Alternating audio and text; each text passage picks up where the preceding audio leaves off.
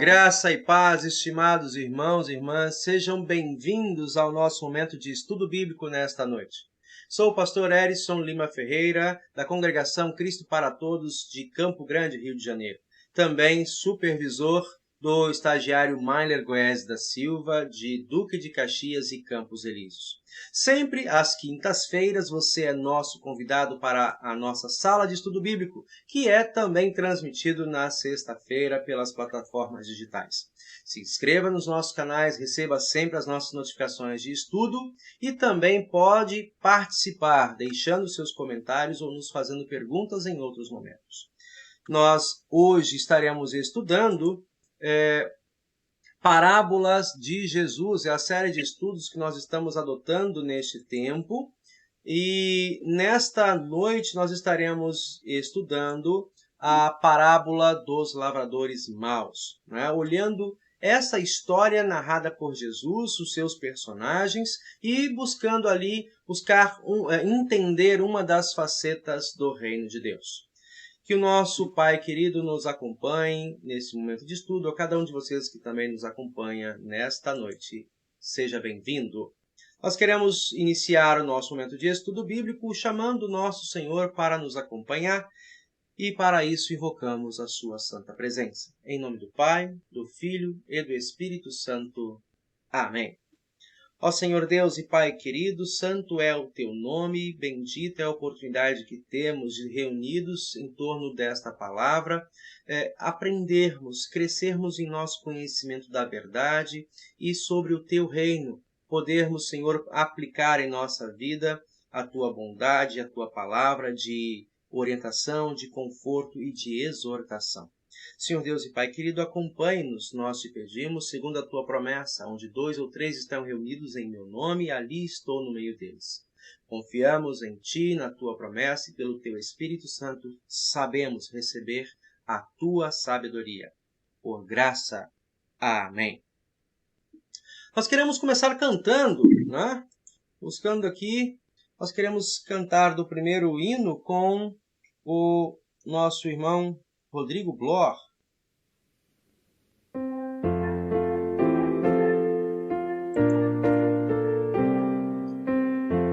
Hino do Inário Luterano, Bendito Jesus. Também tem no Cancioneiro Louvai ao Senhor, número 63.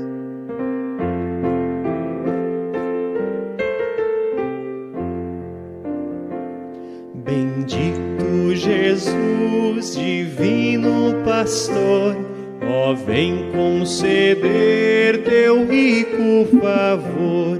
As súplicas ouve e recebe nos céus o culto que agora rendemos a Deus. Celeste Senhor, ó, vem ensinar nossa alma a sentir e a língua a falar, com muita ternura, com todo o fervor, o santo evangelho, mensagem de amor.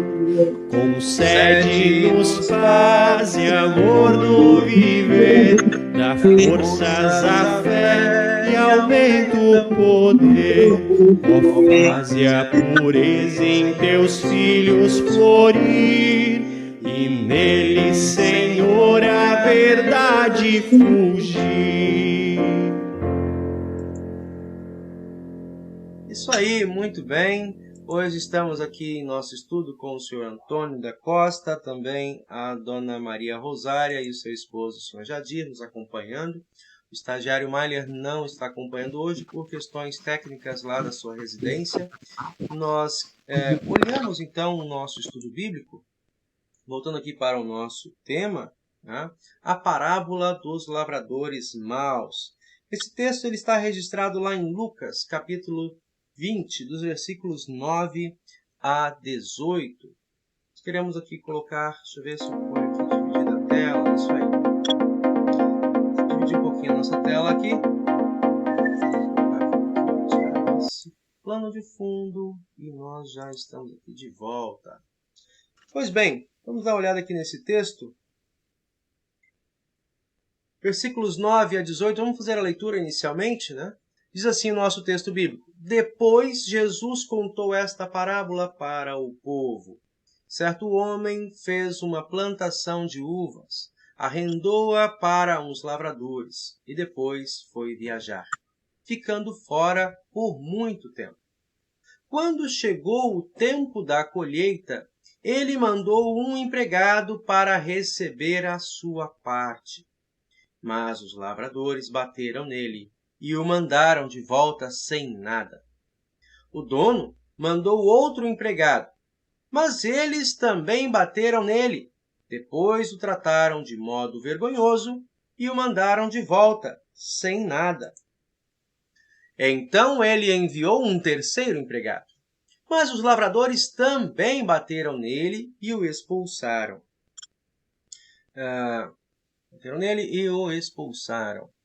Aí o dono da plantação pensou: o que vou fazer? Já sei. Vou mandar o meu filho querido, tenho certeza de que vão respeitá-lo. Tá? Deixa eu aumentar aqui um pouquinho a tela, ver se facilita para vocês verem também. Pronto. Agora sim ficou um pouquinho mais fácil. Isso, pronto. Versículo 14. Mas, quando os lavradores viram o filho, disseram: Este é o filho do dono. Ele vai herdar a plantação. Vamos matá-lo, e a plantação será nossa. Então eles jogaram o filho para fora da plantação e o mataram. Aí Jesus perguntou: E agora? O que é que o dono da plantação vai fazer? Deixa eu voltar aqui. Pronto. Ele virá e matará aqueles homens e dará a plantação a outros lavradores. Então as pessoas que estavam ouvindo disseram: Que Deus não permita que isso aconteça. Mas Jesus olhou bem para eles e disse: As Escrituras Sagradas afirmam: a pedra que os construtores rejeitaram veio a ser a mais importante de todas. Quem cair em cima dessa pedra ficará em pedaços. E se a pedra cair sobre alguém, essa pessoa vai virar pó. Até aqui, então, a leitura do nosso texto. Aqui.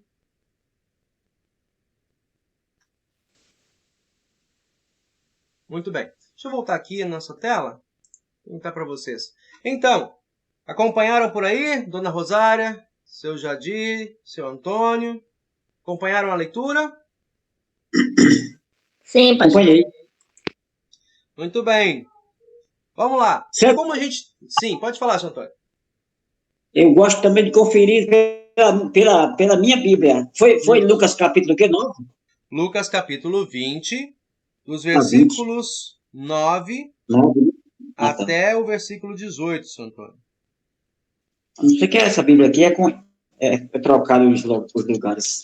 Tá bom, pode prosseguir. Tudo bem.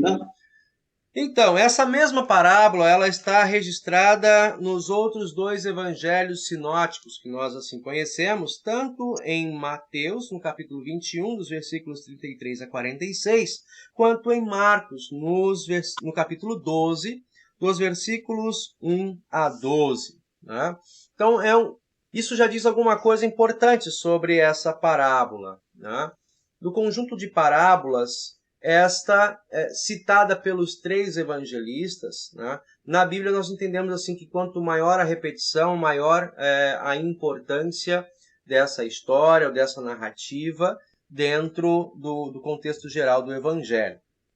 Então essa parábola ela merece um destaque, porque ela aparece nos três sinóticos, né? Em Mateus, Marcos e Lucas. Essa parábola ela vem contando um contexto, né? Uma narrativa onde Jesus está apresentando ela para a liderança de sua época. Né? Ela foi contada em um contexto bastante adverso. Né? Qual é o contexto adverso dessa parábola? Os mestres da lei e os fariseus, né? O povo a quem a autoridade, a responsabilidade, a confiança, né, da autoridade religiosa do povo, o povo judeu no Novo Testamento, ali tinha uma certa crítica, né, porque eles vinham perseguindo Jesus. E Jesus aproveita para deixar uma das faces do reino, contando essa história e vê assim, aonde você se encaixa nessa história? Né? Aí eu gostaria de fazer uma dinâmica com vocês. Vocês conseguem identificar os personagens dessa parábola e dar nomes a eles? Vamos olhar aqui, por exemplo. Aqui. Vou pegar aqui. Começa a parábola dizendo assim, ó. Um homem fez uma plantação de uvas. Arrendou-a para alguns lavradores. Depois de algum tempo, ele manda um empregado receber a sua parte. Os lavradores, lá no versículo 10, né? Os lavradores olharam aquele homem e ao invés de dar a parte, né, que ele veio, ou seja, ao invés de prestar contas para o dono da vinha, o que eles fazem? Eles atacam esse enviado, esse mensageiro. Né? Eles matam esse mensageiro à medida que o dono da vinha vai encaminhando os mensageiros. Esses que estavam ali como arrendatários, né, cuidadores, eles matam, eles agem com violência. Né? E, por fim, então, o dono da vinha tem uma ideia que, fora da parábola, né, talvez nós diríamos, né, mas quem, em sã consciência, né, vendo que os arrendatários ali foram maus com os empregados, ainda ousaria enviar o seu filho? Né? Mas essa pergunta é uma pergunta que nós fazemos, né, por fora, não é uma pergunta que está implícita ali no texto. Ou seja, contrariando a lógica, né, o dono dessa vinha ainda manda, diante desses homens maus, né, desses arrendatários que confundiram a sua função, ou seja, deixaram de ser administradores para agirem como donos, como ladrões daquilo que foi entregue nas mãos deles. E esse dono da vinha ainda envia o seu filho. Né? Quando eles olham ali, pensando o dono, né, no versículo 13, o que vou fazer? Já sei, vou mandar o meu filho querido. Tenho certeza de que vão respeitá-lo. Né? Mas aí então, os lavradores, os arrendatários, eles olham para o filho e veem a oportunidade de se tornarem os herdeiros absolutos por direito daquela vinha. Né? Eles dizem, vamos matá-lo e a plantação será nossa. Né? Vocês são capazes de fazer a identificação dos personagens nessa história? Quem é o dono da vinha? Dona Rosária, seu Jadir, seu Antônio. Quem é o dono da vinha? Deus, né, pastor? Oi? Para mim é Deus, né? Deus. Aí, Ele enviou o filho. Deus, né? Isso. Primeiro ele enviou os profetas. O pessoal que hoje... Que aí o pessoal não aceitou, né? Não aceitava muito os profetas. Aí depois veio que veio Jesus, né? Eles mesmo mataram ele. Muito bem, Jadir. Muito bem. Então, por trás da história, vamos olhar a conexão entre a história e o plano divino. Né? O que são essas vinhas? O que é essa plantação de vinha aí? Plantação de vinha? A plantação de uvas, né? É o vinhedo. De uva. Isso. O vinhedo foi cuidado, cultivado, né? Do nada foi produzido e quando estava todo pronto para ser cultivado, né? Mantido, ele entrega nas mãos dessas autoridades. Quem é a vinha? Quem é a vinha? Seu Antônio também pode participar. Você de casa pode participar. Quem é a vinha? Eles estão acertando todas. Estão. Entra junto com eles e acerta. Pode falar. São bons. Não, pode falar, seu Antônio. Não, deixa vocês falar também. A vinha, ao meu entender, porque é uma parábola.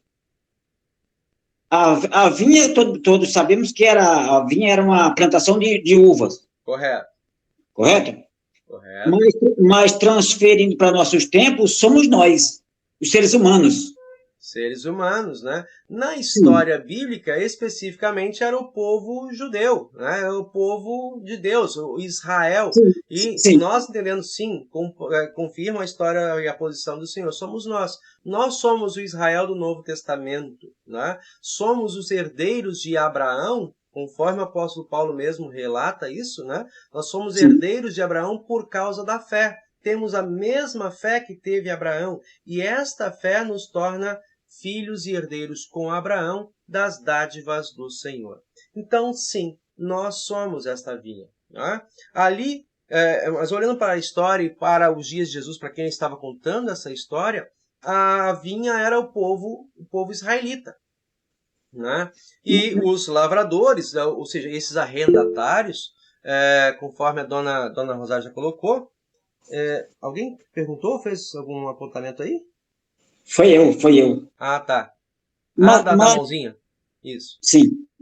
Mas antes de chegar a... São 3 citações que ele faz, não é? Sim. Antes digamos assim, antes dos profetas, teve outro, que mataram também, não aceitaram. Não são 3 citações até chegar ao filho?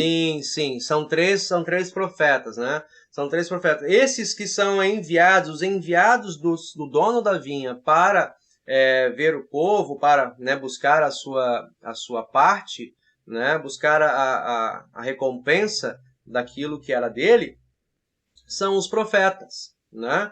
E não é apontado para um profeta em específico. Acho que o profeta, vocês identificaram bem, mas o profeta não é o auge dessa narrativa, não é o clímax desse enredo, né? Pois não. Os profetas apontavam para o Cristo. Isso, né? Os profetas eram aqueles que Deus enviava de tempo em tempo para que os líderes prestassem conta. E vocês lembraram bem, os profetas vinham para alertar os sacerdotes, as autoridades religiosas, né, do caminho, do rumo que eles estavam dando para o povo de Deus. Né? E eles, ao invés de se submeterem à autoridade desses profetas, em muitos momentos na história, e nós temos alguns relatos de alguns profetas, como o profeta Isaías, o profeta Jeremias, né, o profeta Ezequiel, que foram expulsos do meio do povo e perseguidos pelos próprios, né, irmãos, pelas próprias autoridades, porque o que eles estavam pregando não era aquilo que as autoridades queriam ouvir. Né? Eles estavam apontando o pecado. E aí, por fim, Jesus está fazendo essa narrativa, chega ao ponto, o clímax dessa história é que o que fazer com esses arrendatários, né, que se apossaram, se puseram na posição de donos desta vinha. Ou seja, se tornaram ditadores religiosos de um povo que tinha liberdade da parte de Deus. Né? Então, envia o filho, né? E eles tomam essa atitude contra o filho. Diante do que nós já colocamos, né, conhecido de vocês, quem é essa figura do filho? Ele tem um ponto de conexão com o reino de Deus? Eu entendo que o filho é Jesus Cristo. O filho é Jesus Cristo. Muito bem. Eu também. Isso aí. Então, Jesus de antemão está anunciando o que viria a acontecer. Para cumprir, inclusive, o texto que eles falam, que ele põe ali, deixa eu ver,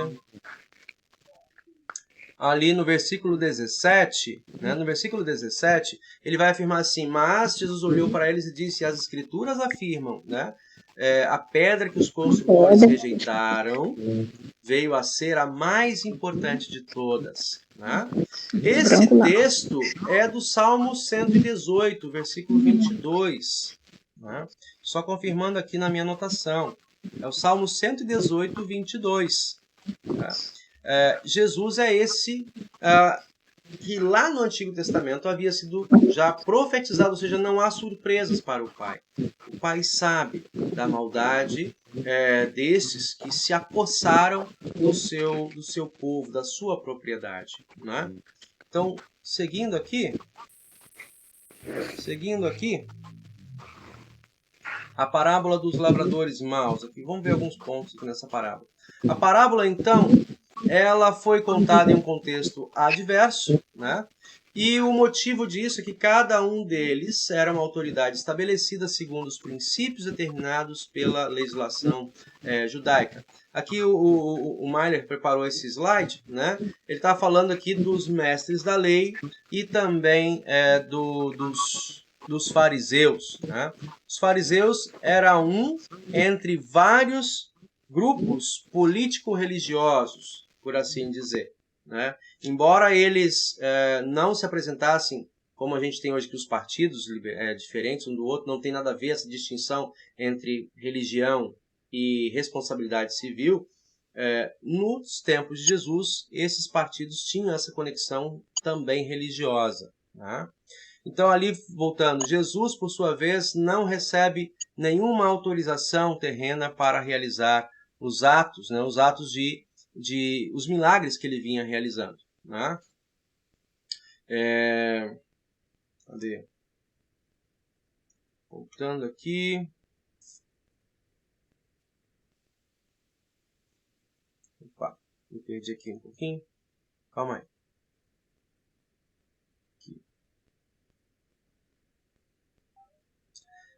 Nesse ponto que a parábola de Jesus entra, eles estavam questionando Jesus porque ele estava realizando milagres e porque ele estava pregando com autoridade diante do povo.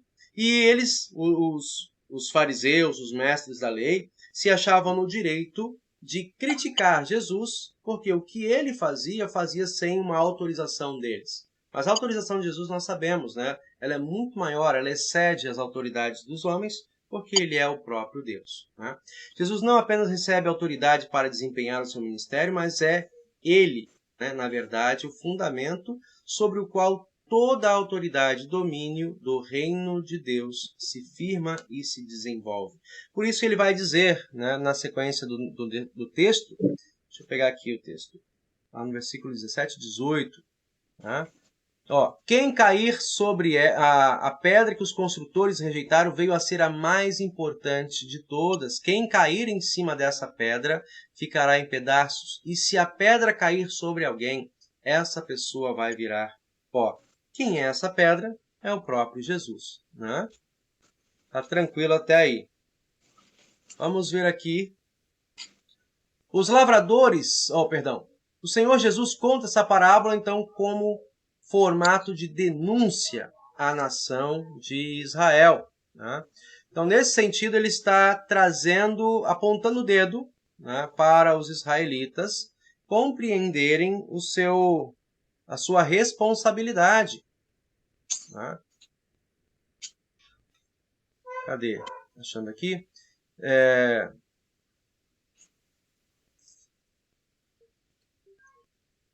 Israel, isso porque o Senhor os chamou e cultivou com amor, como um pai faz com o filho, né? Jesus conta essa história, mostrando todo o cuidado quando Deus lá atrás começou a formar esse povo a partir de Abraão, né? Deus decide formar o seu povo, um povo que caminharia sobre a terra e que deixaria um legado para outras nações acerca de quem é o Deus verdadeiro, né? É o Deus que cria, que conduz, que liberta, né? Também é o Deus que chama a atenção, que admoesta, né? A nação acabou rejeitando o Senhor, né? Desobedeceu a sua palavra e se prostrou diante de outros deuses, né? Isso acontece quando o povo lá no Egito, né, acaba adotando também muito da sua cultura religiosa, né? Nós podemos ver isso acontecendo, por exemplo, quando o povo sai, mesmo liberto pelas mãos do Senhor, sai depois do Mar Vermelho, e no período em que Moisés sobe ao Monte Sinai, ele passa lá cerca de 40 dias, né? Nesse meio tempo, o povo já achou, Moisés não volta mais, né? Acabou, não tem mais liderança. O que faremos? Juntaram então e forçaram Arão e outros líderes a recolher o ouro e construíram lá aquele bezerro de ouro, né? E começaram a se prostrar diante daquele bezerro. Ou seja, o povo muito rapidamente rejeitou o Senhor, desobedeceu a sua palavra, né? Adorou outros deuses. Isso, logo ali, uma história aí. Mais à frente, nós podemos ver que de tempo em tempo Deus precisava enviar seus profetas, né, para chegarem a demonstrarem ao povo, porque haviam esquecido o seu compromisso, haviam esquecido a quem pertencia. Né? Certo, Sr. Antônio? Sim. Então, tem um texto no Antigo Testamento também, em Isaías, né, Isaías capítulo 5, dos versículos 1 a 7, em que fica claro esse cuidado de Deus, né, e também a tristeza no coração do Pai. O texto diz assim, lá Isaías capítulo 5, os versículos 1 a 7. Vou cantar agora para o meu amigo uma canção a respeito de sua plantação de uvas. O meu amigo fez essa plantação num lugar onde a terra era boa. Ele cavou o chão, tirou as pedras e plantou as melhores mudas de uva. No centro desse terreno, construiu uma torre para o vigia e fez também um tanque para esmagar as uvas. Esperava que as parreiras dessem uvas boas, mas deram somente uvas azedas. Agora o meu amigo diz, moradores de Jerusalém e povo de Judá, digam se a culpa é minha ou da minha plantação. Fiz por ela tudo o que podia. E então, por que produziu uvas azedas em vez de dar uvas doces que eu esperava? Agora eu lhes digo o que vou fazer com a minha plantação de uvas. Vou tirar a cerca, derrubar os muros que a protegem. Vou deixar que os animais invadam a plantação e acabem com as parreiras. A plantação ficará abandonada, as parreiras não serão mais podadas, a terra não será mais cultivada, o mato e os espinheiros tomarão conta dela. Também darei ordem às nuvens para que não deixem cair chuva na minha plantação. A plantação de uvas do Senhor Todo-Poderoso, né, as parreiras de que ele tanto gosta, são o povo de Israel e o povo de Judá. Tá? Deus esperava então que eles obedecessem a sua lei, mas ele os viu cometendo crimes de morte, esperava que fizessem o que é direito, mas só ouviu as vítimas gritando por socorro. Então está aqui um texto em Isaías narrando um dos momentos em que Deus viveu essa decepção com o seu povo, né? Com o povo de Israel. O povo esqueceu a quem pertencia, né? Esqueceu o seu compromisso, né? E o seu legado com o Pai. Aqui está o texto que eu coloquei, né? Isaías 5, dos versículos 1 a 7. Mostra essa decepção do Pai com o seu povo. Né? Deus espera o que de nós? Deus espera a obediência. Né? Deus espera também a nossa santificação, uma caminhada de justiça com Ele. Tá? Deixa eu puxar aqui.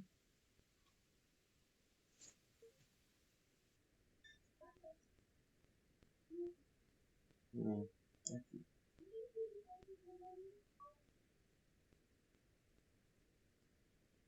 Deus espera de nós a obediência e a santificação. Né? Não lhe entregamos isso, mas, então, somos comparados aos lavradores maus que receberam a vinha e não a valorizaram.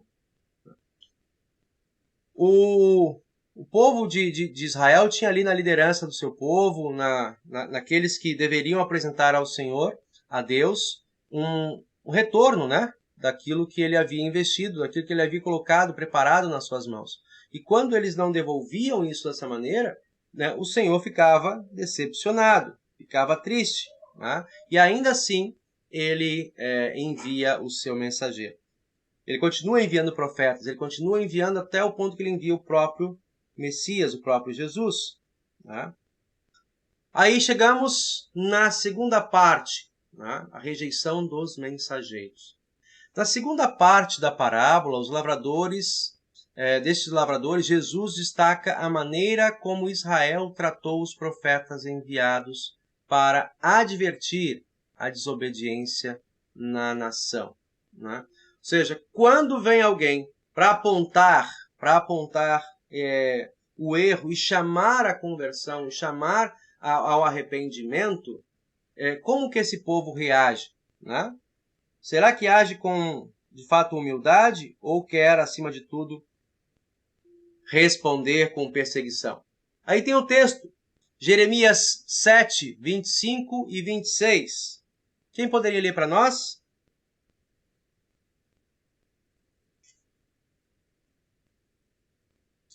Jeremias o quê? Jeremias 7, 25 e 26. Jeremias, Isaías, estou no Isaías. Isso, é logo depois. Chegando.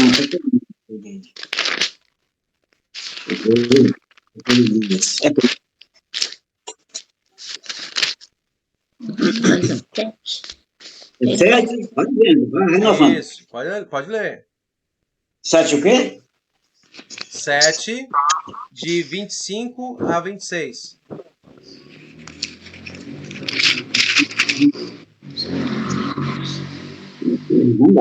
Vamos nessa.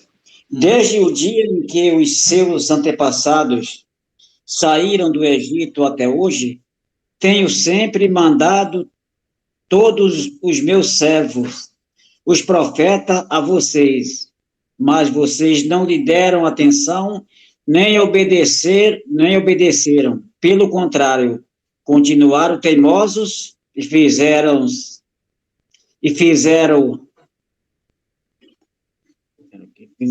ainda pior do que os seus antepassados. Isso aí. Então, Jeremias é um bom exemplo, né, do que o povo hebreu, que o povo judeu fez contra os profetas do Senhor, contra os mensageiros do Senhor.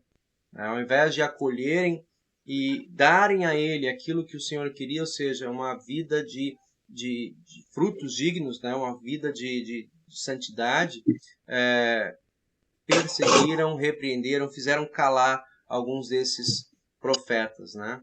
O profeta após... deixa eu comentar aqui, puxar aqui mais outro slide.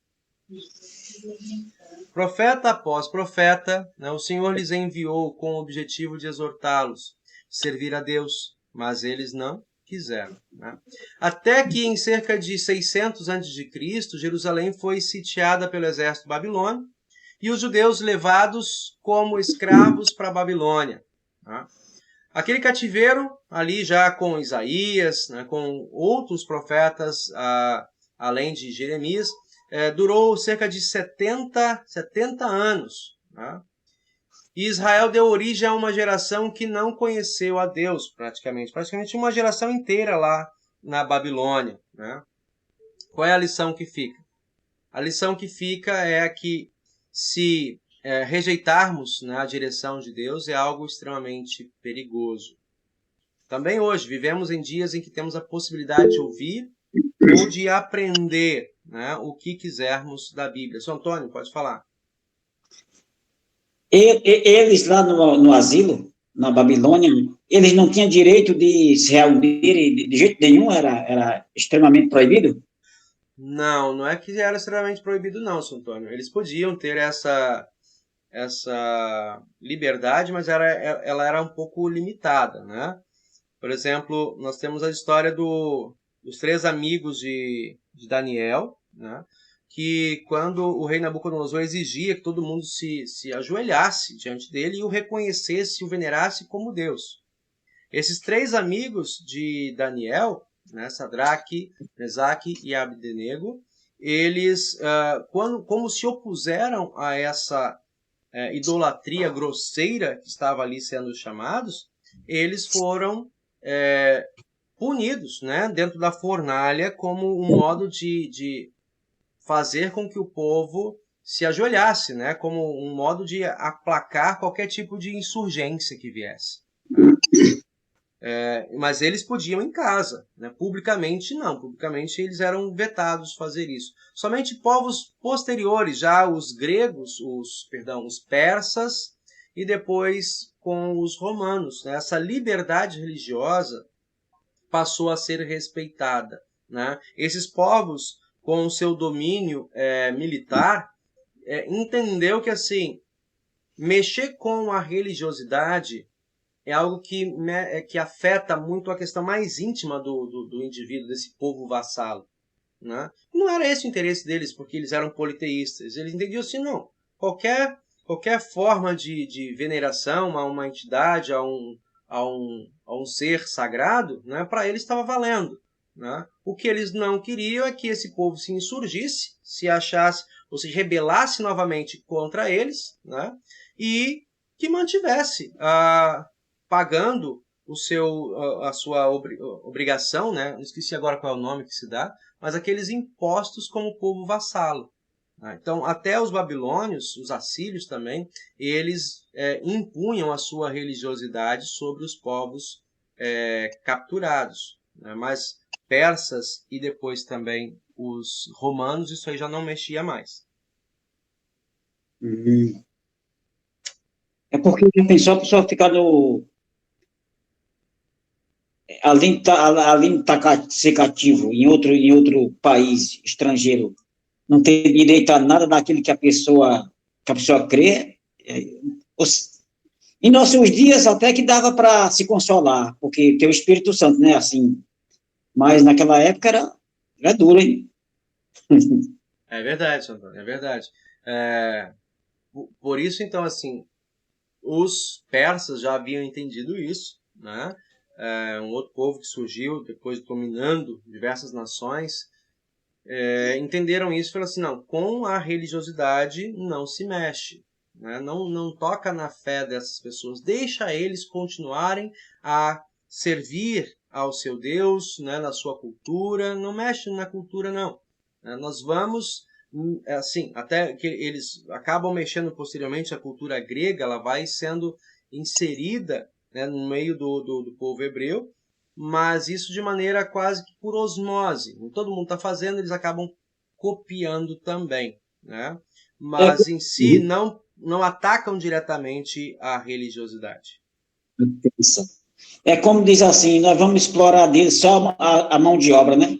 Exatamente, isso achou o ponto de toque. Né? Entenderam, então, que eles poderiam dominar esse povo pela sua mão de obra, pela sua produção econômica, né? Pelos ganhos econômicos, mas sem mexer na questão de fé.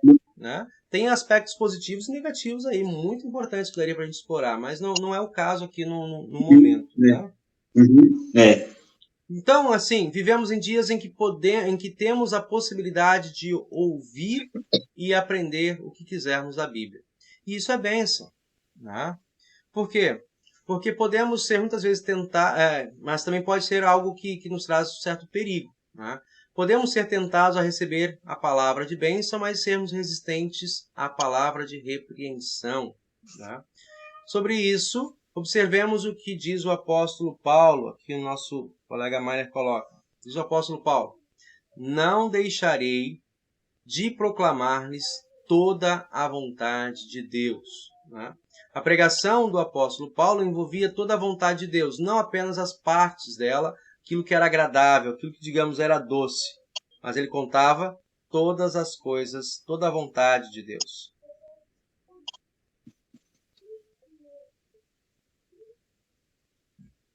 Calma aí, deixa eu voltar aqui um pouquinho.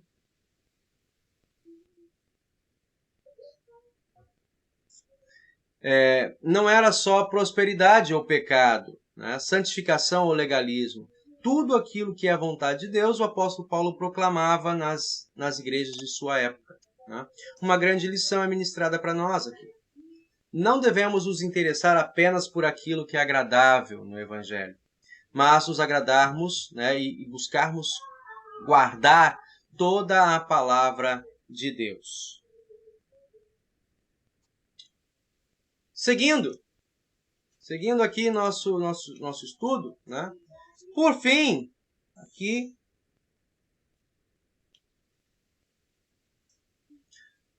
ao perceber a dureza do coração da nação de Israel, o Senhor Deus envia o seu Filho Jesus com a intenção de que eles o recebessem e crescem na sua mensagem.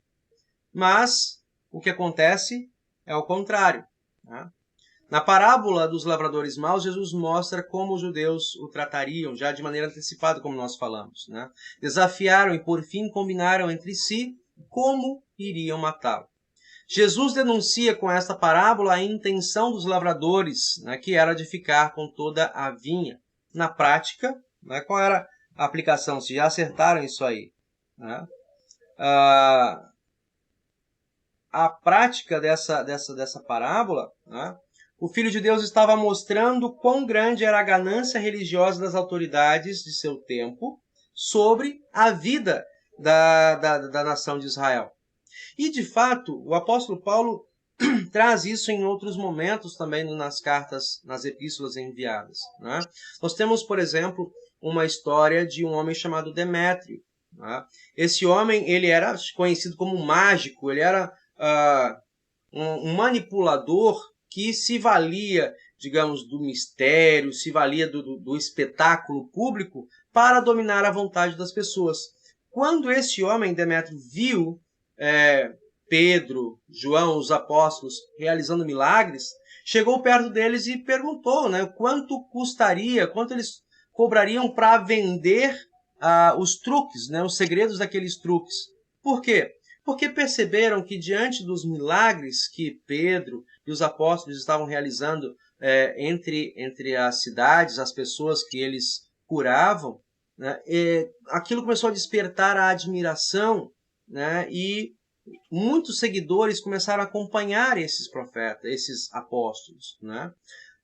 Também a religião, ela causa esse desejo, essa curiosidade, uma fixação por aquele que prega, por aquele que realiza os milagres, né? E está aí uma grande luta, uma tentação na nossa natureza, que é dominar a vida do outro, né?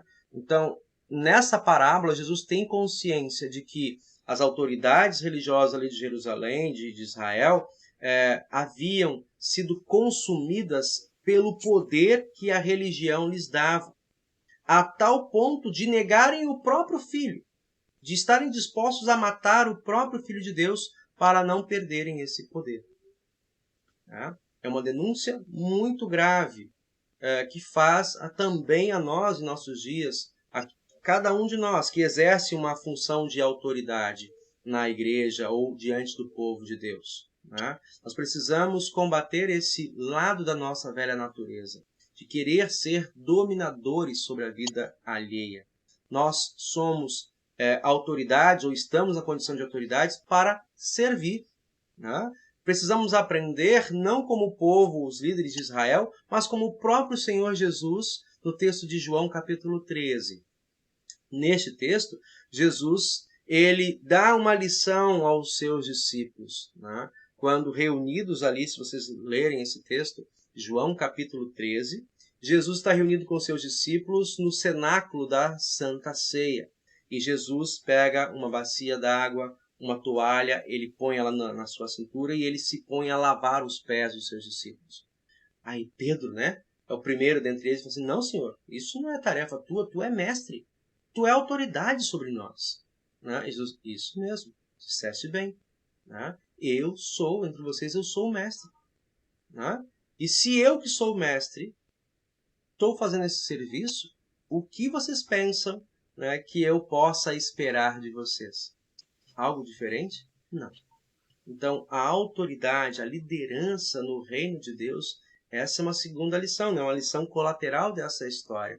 A liderança no reino de Deus não passa pelo domínio, né, pelo autoritarismo sobre a vida alheia, mas sobre estar disposto a servir ao seu próximo, ao seu irmão. Concorda, senhor Antônio? Sim, só uma pergunta Pois não? meia fora do contexto. Porque Jesus, o senhor falou sobre o lava-pé. Muitas igrejas, a igreja católica tem a tradição na Páscoa, Sim. na Semana Santa. Por que nós luteranos não temos? Senhor Antônio, o lava-pés... sim, pois não. Pode falar. E tem igreja também evangélica? Eu esqueci qual é a denominação que tem, também tem. Certo. Antônio, não é que nós não tenhamos, não. Nós temos sim. Não é tão comum como por exemplo, a, a cerimônia da confissão de pecados. Né?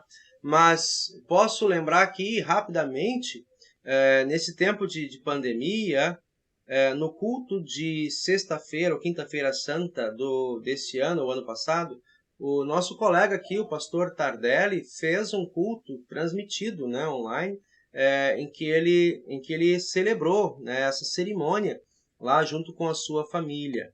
Né? O lava-pés é algo que nós podemos fazer também, bem programado, entre nós, quando voltarmos aos nossos cultos, inserirmos isso naquela Semana Santa. Né? Mais do que um cerimonial, é um memorial do lugar de serviço. Né? É um privilégio poder, dentro desse contexto, servir ao seu próximo, lavando os seus pés, né? Cuidando das suas feridas, cuidando das suas dores, das suas lágrimas. Né? Por trás dessa cerimônia está essa disponibilidade de servir ao próximo. Né? Sim, porque pode ser também no sentido figurado, né? Mas aí, se a gente não fizer literalmente, eles, digamos assim, se nós entrarmos num debate com alguém, eles vão dizer, então a Santa Ceia também poderia ser, como muitos dos evangélicos celebram apenas dizendo que é uma comemoração. São duas questões bem diferentes, né? O momento do lava-pés, Jesus aproveita para dar uma lição sobre humildade, né, e disponibilidade de servir para os discípulos. Tá? É no mesmo contexto, assim, no mesmo momento histórico. Ele primeiro lava os pés e, na sequência, no meio da ceia, ele apresenta a nova aliança. Né? Então, ele faz a proclamação ali daquelas palavras da Santa Ceia como nós a conhecemos. Né? Só que isso é tratado de duas maneiras. Assim. O lava-pés é uma disponibilidade diaconal. Né? É um exemplo, é um paradigma do servir no reino de Deus. A Santa Ceia é sacramento, né? É essa nova aliança que remete àquela anterior, né? Lá no Egito, né? do primeiro cordeiro, né? E agora com um significado que não é um sacrifício que nós realizamos, mas é um sacrifício que Deus realizou através do seu Filho. Sim.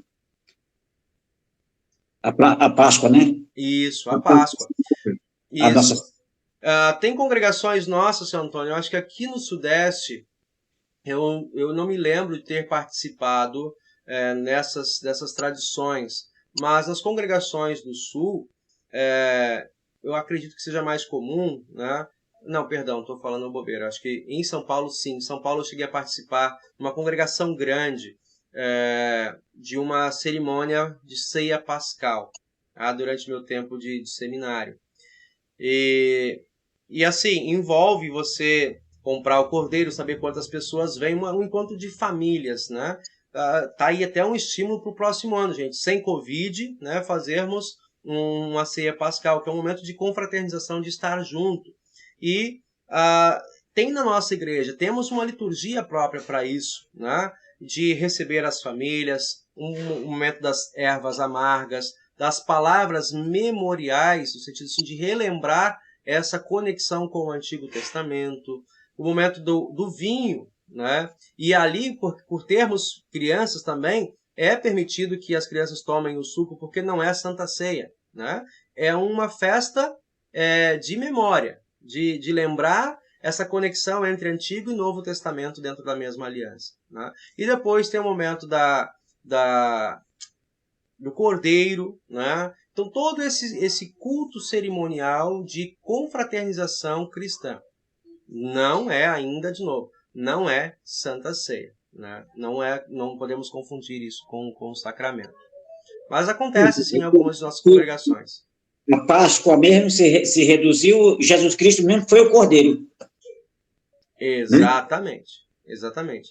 Dentro da cerimônia da ceia pascal, da qual Jesus, né, e seus contemporâneos viviam, conheciam muito bem, Jesus insere uma nova, digamos, uma nova dimensão a esta ceia, né? Não mais como uma memória de uma antiga aliança que o próprio povo havia quebrado, mas da aliança que ele estaria para firmar no dia seguinte, né, com a sua morte e ressurreição. Certo? Sim, muito bem. Gosto, o senhor é uma pessoa que pergunta bastante, gosto disso.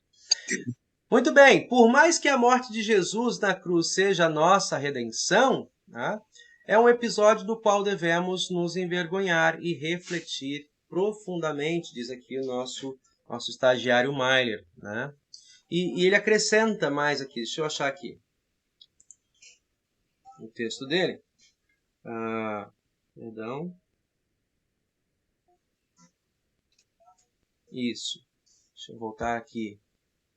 Onde ele acrescenta um pouquinho mais aqui sobre essa reflexão, gente.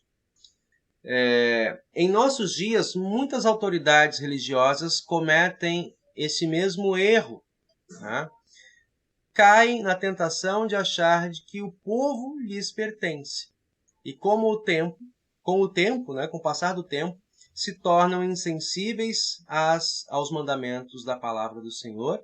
E normalmente isso acontece porque o desejo de manter o poder e o desejo, né, de domínio sobre esse rebanho, sob a custódia dele, se torna maior do que o seu amor e a sua submissão ao Pai. Né? Essa é a reflexão que o Mailer traz aqui para nós. Né? E nós estamos indo nesse mesmo embalo, né? Ou seja, estamos coerentes aí com o que ele havia preparado. O julgamento, né? A parte final, né, de tudo isso. Antes vou pegar aqui o que ele fala e vou acrescentar alguma coisa que eu venho pensando. Né? Jesus encerra a parábola falando sobre o julgamento daqueles que rejeitaram os servos e o próprio filho do dono da vinha. E o que aconteceu foi, a vinha foi tirada deles e dada a outros. Né? O que isso significa? Significa? Os irmãos que estão do outro lado querem responder? Fazer igual o Chaves. Ao meu entender, para mim é fácil. Cadê os irmãos? Não vão tentar responder? Não sabe? Ou não estão mais aí? Não sei, deixa eu dar uma olhada aqui. Deixa eu ver se o Jardim e Dona Rosário estão. Pastor, estão aqui sim. Como é que foi a pergunta, pastor? A pergunta o que aconteceu? Né? A vinha foi tirada das autoridades e dada a outros. Isso é o julgamento que Jesus faz na parábola. O que isso significa? A vinha foi tirada. Aqueles primeiro e dada a outros. Dada por isso que nele crê, não. Perderam o direito de desfrutar da vinha. Por rebelde, não acreditaram, né, pastor? Isso. Aí, pode responder, Sr. Antônio. O povo de Israel não quiseram, não acreditaram conforme os profetas ensinavam, dizia. Então, quando Jesus veio, e o apóstolo Paulo resumia isso, foi tirado e foi dado para nós, os gentios. O povo, aqui ele coloca para nós a resposta assim, ó. Ou seja, em Jesus Cristo, quando crê, unifica tanto judeus como gentios. Anteriormente, a promessa de redenção era para Israel apenas, mas agora, em Cristo, todas as pessoas, né, pessoas de todos os povos, línguas, tribos, nações, podem se achegar ao Senhor, descansar à sombra de sua vinha, comer dos seus frutos. Ou seja, temos um Deus amoroso, justo, né? Aqueles que desejarem receberão seu favor e presença. O contrário também é verdade, que aqueles que o desprezam, né, não provarão do seu amor. Em outra questão também, né? Ou seja, diante daquilo que foi dada a oportunidade de Israel, de seus líderes serem um exemplo, e que os povos do mundo inteiro voltassem os olhos para eles, dizendo assim, olha, nós somos o povo que carrega a aliança, né? Que carrega a promessa dessa misericórdia de Deus. O povo rejeitou isso, né? As autoridades rejeitaram o próprio Cristo. E agora, quem é que comunica, quem é que compartilha essas boas novas? São os outros povos. Deus estende esse privilégio, esse benefício para outros povos. Eu me lembro, muito tempo também atrás, uma palavra de um professor nosso no seminário, quando percebeu um movimento de secularização na Europa, né? Isso pegando recentemente a Europa, que foi o berço do protestantismo, né? Depois de alguns séculos, e atualmente está passando por isso ainda, de maneira muito acentuada, está abraçando outras ideologias, né? Entendendo a fé como um racionalismo, né? E o evangelho está deixando de ser pregado lá por eles, estão deixando de ser referencial. Está voltando para outras, se despontando em outras nações, né? Em outras culturas latino-americanas, por exemplo, né? Então, entender isso, o evangelho é um presente, uma oportunidade que Deus nos dá. Se nós não valorizarmos, não cuidarmos desse tesouro que o Senhor entrega, pode passar o tempo e essa boa nova ser colocada nas mãos de outros. E nós ficarmos apenas com o lamento do fruto, o lamento da vinha destruída, né? Então, esse é um outro ponto também que essa parábola toca, né, e quer nos ensinar. Qual o ensinamento, então, por trás dessa parábola? Aí aqui coloca o nosso colega Mailer, né? O reino de Deus é seu pelo evangelho, não importando quantos erros você tenha cometido no passado. A antiga Israel tinha o reino, mas o perdeu. E embora tivessem começado bem, os israelitas rejeitaram o reinado de Deus sobre eles. Então, nós temos hoje o presente, né, o benefício de ter a palavra de Deus conosco. Não joguemos fora, né, a pedra principal, né, porque pode ser que sem esta pedra, que é o fundamento da nossa fé, nós sejamos, né, esmagados no tempo futuro, no dia do juízo, se nós abandonarmos este legado. Esse é um dos pontos principais desta parábola também aos nossos dias. Estarmos alertas com o que é fundamental no reino de Deus e o seu evangelho. Certo, dona Rosária? Certo, seu Antônio? Certo, pastor. Muito bem. Vai aprendendo aí com o pastor e seu Antônio. Aprendendo juntos. Isso aí, isso aí. Bom, mais alguma dúvida sobre essa parábola? Não. Então tá bom. Vamos passar aqui para o louvor. Então ficar um hino para nós seguirmos nosso estudo desta noite.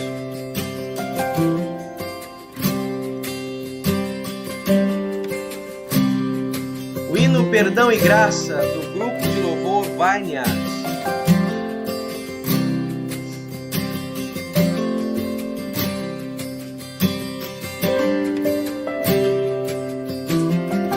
Confesso a ti, Senhor, que fraco eu sou, tão fraco eu sou, mas forte tu és.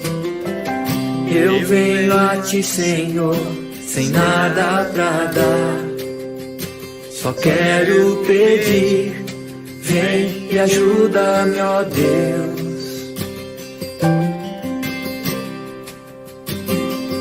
Confesso a ti, Senhor, que fraco eu sou, tão fraco eu sou, mas forte tu és. Eu venho a ti, Senhor, sem nada pra dar, só quero pedir, vem e ajuda-me, ó Deus.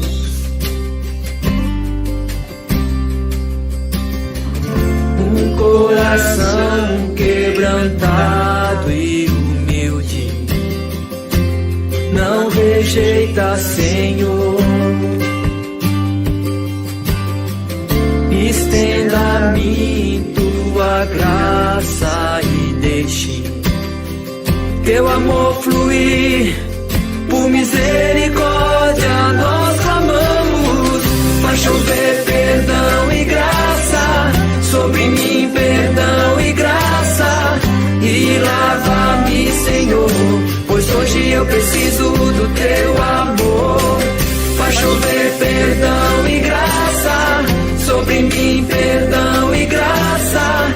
E lava-me, Senhor, pois hoje eu preciso do teu amor.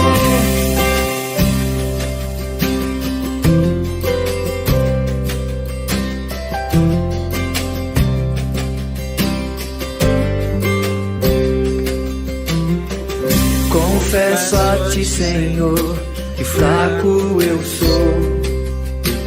Tão fraco eu sou, mas forte tu és. Eu venho a ti, Senhor, sem nada pra dar. Só quero pedir, vem e ajuda-me, ó Deus.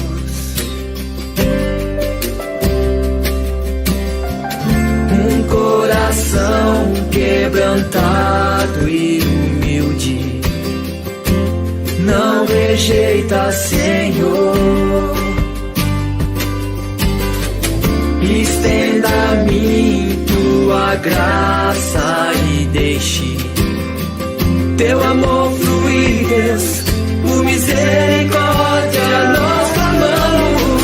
Faz chover perdão e graça sobre mim, perdão e graça. E lava-me, Senhor, pois hoje eu preciso do teu amor.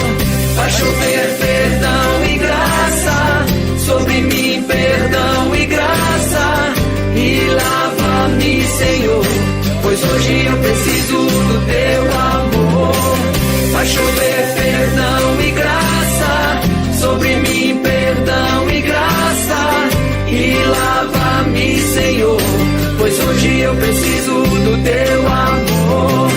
Faz chover perdão e graça sobre mim, perdão e graça. E lava-me, Senhor, pois hoje eu preciso do teu amor. Um belo hino, uma linda canção, para que o Senhor de fato derrame sobre nós o seu perdão, a sua graça, ou seja, que Deus não faça pesar sobre os nossos ombros o justo castigo pelos nossos erros, mas que em Cristo Jesus, o seu amado Filho, sempre nos esteja disposto a nos estender a sua bênção, a sua proteção, também o perdão que nós carecemos cotidianamente. Abra os nossos ouvidos, nosso entendimento e o nosso coração para acolher a sua palavra.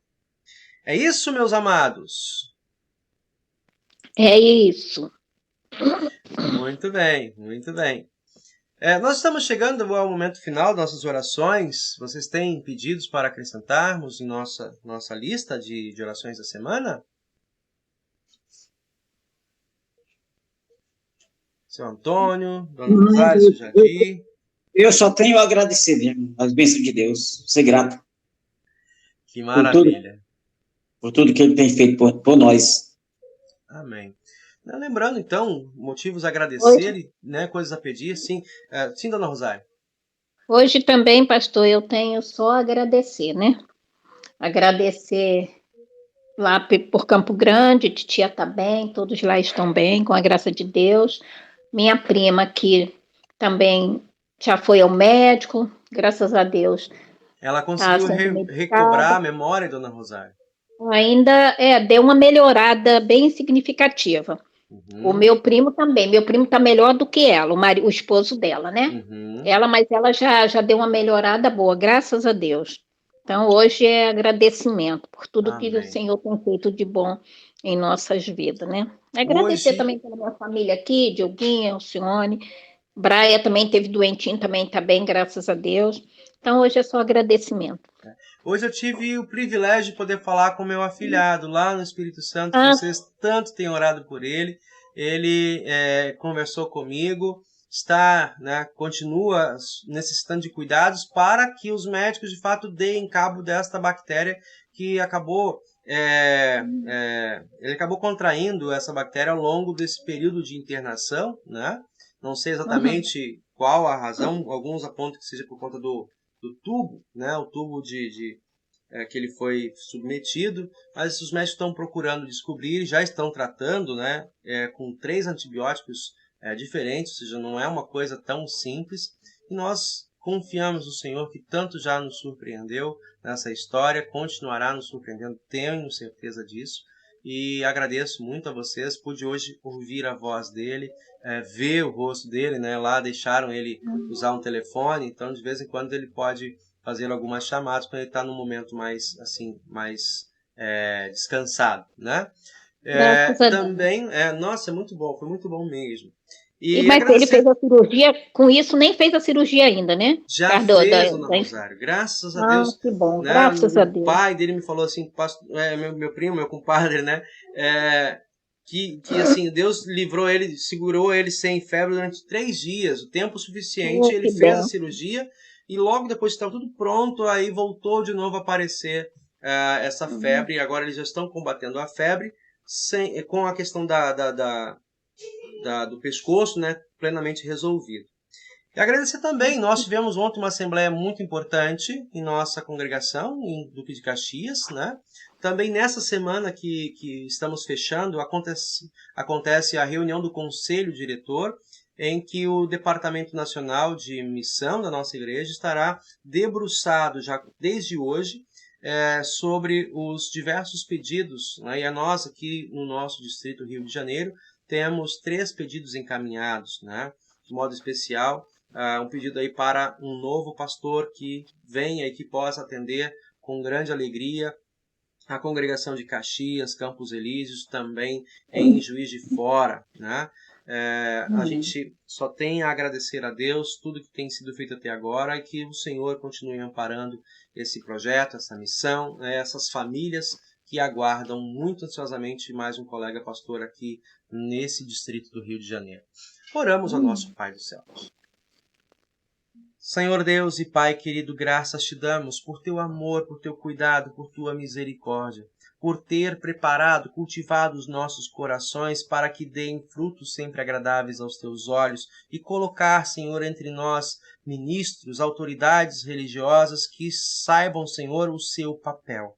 Que não trabalhem entre nós como ditadores, dominadores, mas que, reconhecendo em Ti, Senhor Jesus, o modelo e o exemplo de serviço, possam estar ao redor de cada um de nós, membros do Teu rebanho, ó Pai, servindo, se dispondo em amor no cuidado ao próximo, fazendo com que todos nós olhemos para uma mesma direção e que ao alvo do nosso olhar esteja Cristo Jesus, o Filho do dono da vinha, este que se deu em sacrifício para o nosso resgate, para a nossa salvação, e que ergueu-se em ressurreição, glorificado, a fim de que nós também nele vivamos esta ressurreição, esta esperança viva de vida com o Pai nos céus.